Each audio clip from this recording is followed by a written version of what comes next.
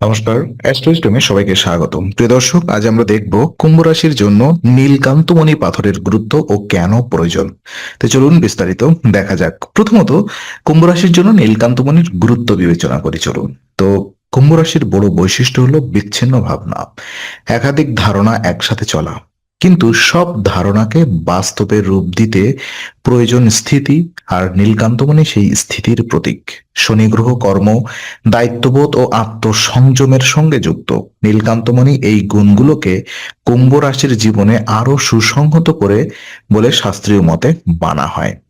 তো এই মানুষকে হঠাৎ এটি আই মিন এই নীলকান্তমণি মানুষকে হঠাৎ সিদ্ধান্ত থেকে দূরে রাখে এবং দীর্ঘমেয়াদী ফলাফলের দিকে মনোযোগী করে তোলে। কুম্ভ রাশির দৃষ্টিভঙ্গি বড় হলেও অনেক সময় লক্ষ্য স্পষ্ট হয় না।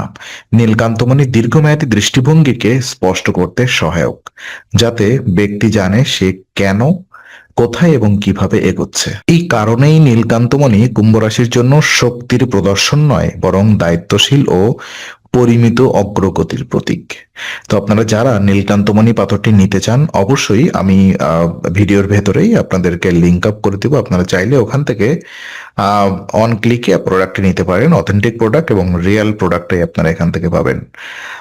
অথবা আপনি চাইলে আপনার নিকটবর্তী কোনো সেলারের কাছ থেকেও নিতে পারেন, তবে ট্রাস্টেড হতে হবে, যেন আপনি সে আপনাকে রিয়েল পাথরটা দেয়, এই ব্যাপারটা এনশিওর করতে হবে। তো চলুন, কেন এটি আপনার জীবনে প্রয়োজন। কুম্ভ রাশির মানসিক চাপ সাধারণত বাইরের মানুষ বোঝে না। দায়িত্ব, প্রত্যাশা ও নিজস্ব আদর্শ সব মিলিয়ে চাপ জমতে থাকে। নীলকান্তমণিকে জ্যোতিষে এমন একটি রত্ন বলা হয় যা এই চাপকে ভেঙে না ফেলে শক্তিতে রূপান্তর করতে সহায়ক।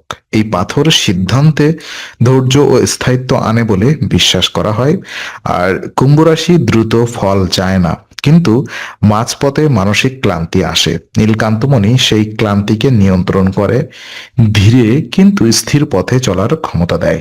এটি অন্তর্দৃষ্টির বিকাশ ঘটায়, তবে তা আবেগী নয়, নিয়ন্ত্রিত ও বাস্তব ভিত্তিক। ফলে কুম্ভ রাশির স্বাভাবিক প্রজ্ঞা আরো পরিপক্ক হয়। সঠিক নিয়ম ও পরামর্শ অনুযায়ী ধারণ করলে নীলকান্তমণি কুম্ভ রাশির জীবনে শৃঙ্খলা, স্থায়িত্ব ও গভীর আত্মবিশ্বাস গড়ে তুলতে সহায়ক হবে।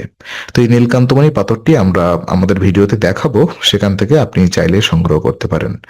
তো আজকের আলোচনা আমরা এখানে শেষ করছি। ভালো লেগে থাকলে অবশ্যই লাইক, কমেন্ট এবং শেয়ার করুন।